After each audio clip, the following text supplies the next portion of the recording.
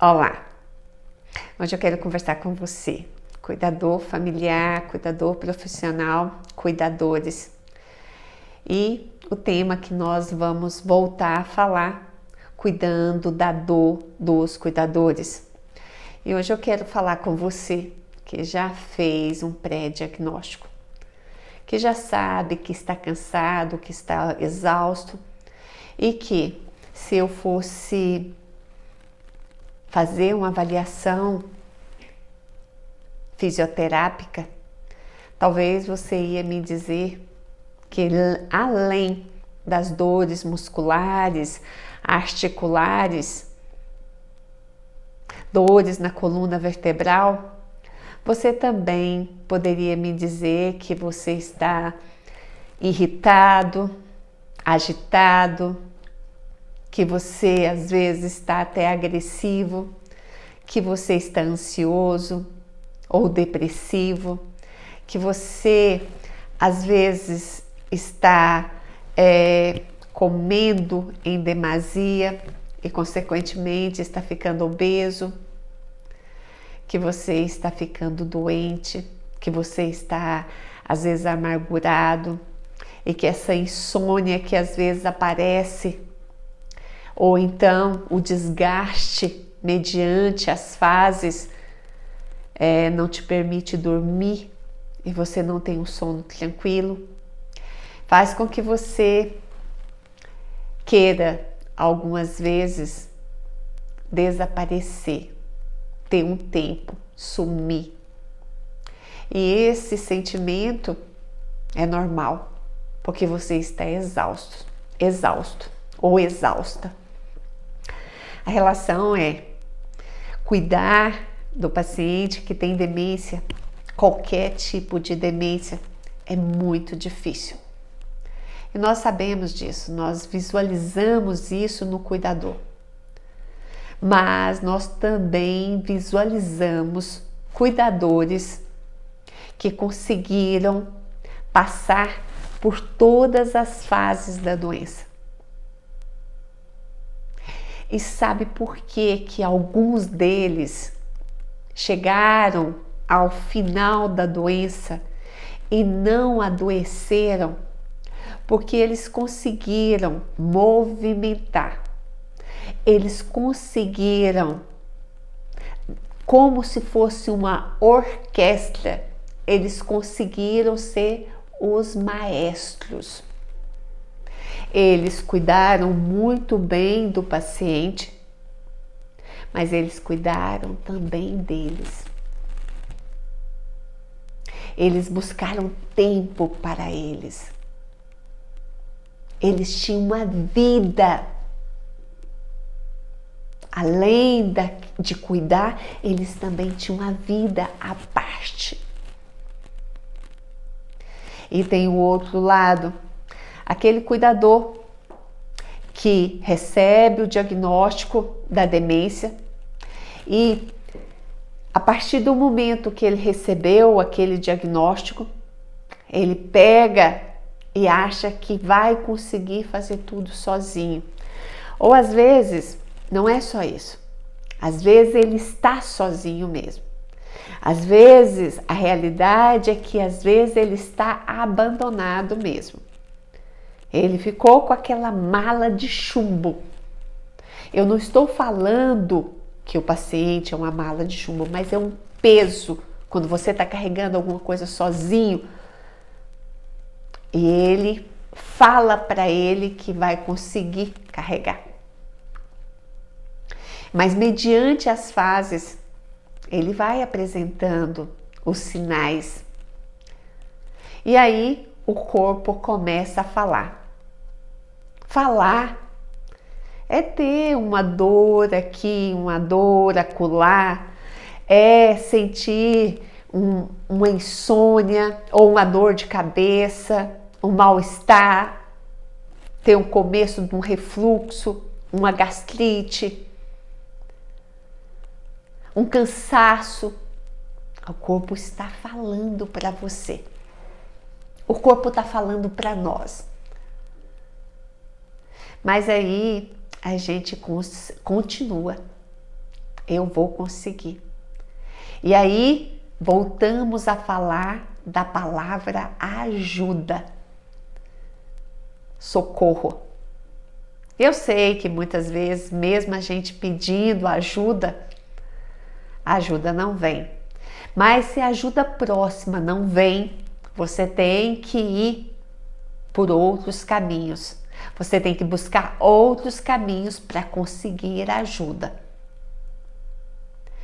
E, além de outros caminhos, eu queria que você pensasse como que é importante a gente pensar que quando nós vamos cuidar de um paciente,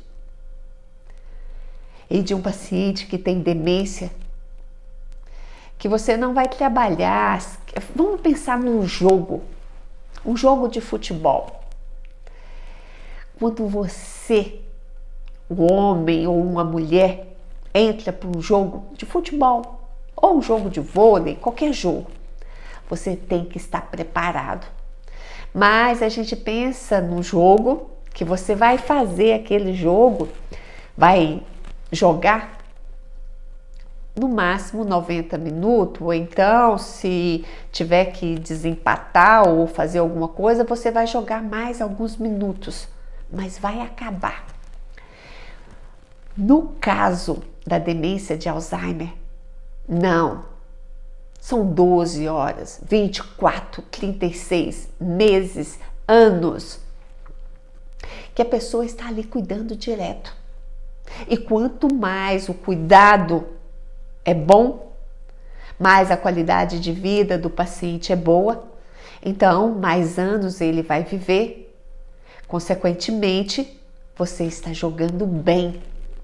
Mas se você conseguiu cuidar bem, é porque você está em equilíbrio.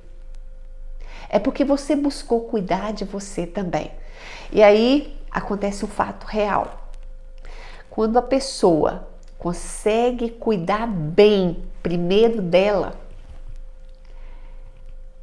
ela consegue ser o maestro.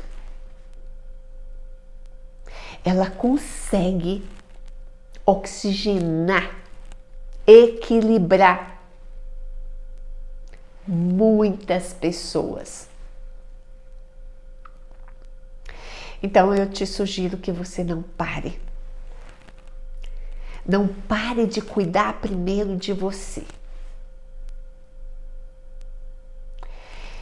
Se houver necessidade em qualquer fase da doença, procure um médico, procure um psicólogo, procure instituições gratuitas. Em todas as capitais e cidades nós temos sim faculdades que oferecem diferentes tratamentos gratuitos.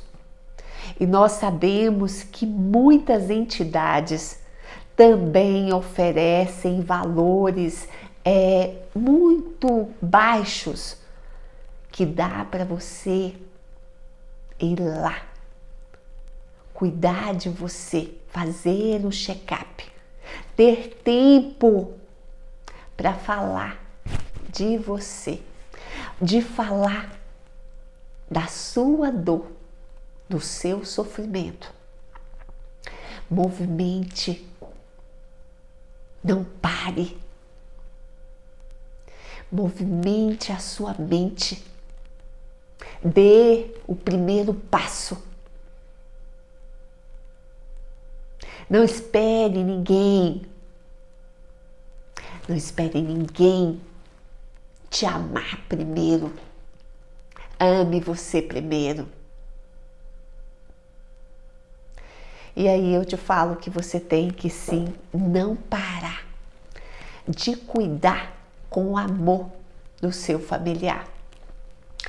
E essa relação de cuidar de amor do seu familiar doente é uma relação que você tem que pensar que ele não escolheu a doença. A doença escolheu ele. Ele, como você, é uma vítima. E ele depende de você. Você está num degrau superior a ele. Você também sofre muito, mas ele sofre mais. Porque se você tirar uma foto de um paciente que tem demência, na fase moderada e avançada, e ficar olhando para aquela foto, ou então você tirar uma foto, assim, fotografar com os olhos, e ficar olhando para ele, você vai ver, você vai enxergar que o maior sofrimento é nele. E aí a gente precisa ter empatia, a gente precisa se colocar no lugar dele. Então não pare de cuidar com amor. Não pare de buscar meios para que você esteja bem e ele também esteja bem. Mas, se você está no seu limite,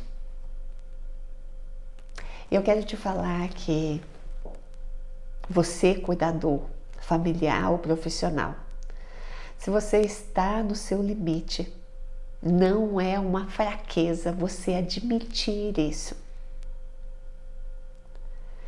Isso vai ser muito bom você admitir. Se você está sentindo que você está doente, se você, além de estar doente, você está sentindo que às vezes você também é agressivo com ele, se você culpa ele pela doença, se você não tem compaixão dele e cada vez está mais difícil cuidar dele, então não tenha vergonha de buscar meios de ver uma instituição, de ver pessoas que possam te ajudar a cuidar. Porque quando você chegar a esse ponto, é porque você se torna, aí novamente, você também está doente. São duas pessoas doentes e você precisa também de tratamento. Então, essas são as minhas orientações, as minhas reflexões para você que cuida, principalmente para quem cuida sozinho, e mesmo para você que cuida e tem o amparo, que tem o suporte da família, de cuidadores, não é fácil. Então, que a gente tenha essa capacidade de dar o primeiro passo, de movimentar. Muito obrigada. Eu estou com um canal no YouTube, Humanizando Vidas. Espero que você inscreva-se, que você compartilhe a sua dor. Amo escutar histórias. E que a gente se encontre no próximo vídeo.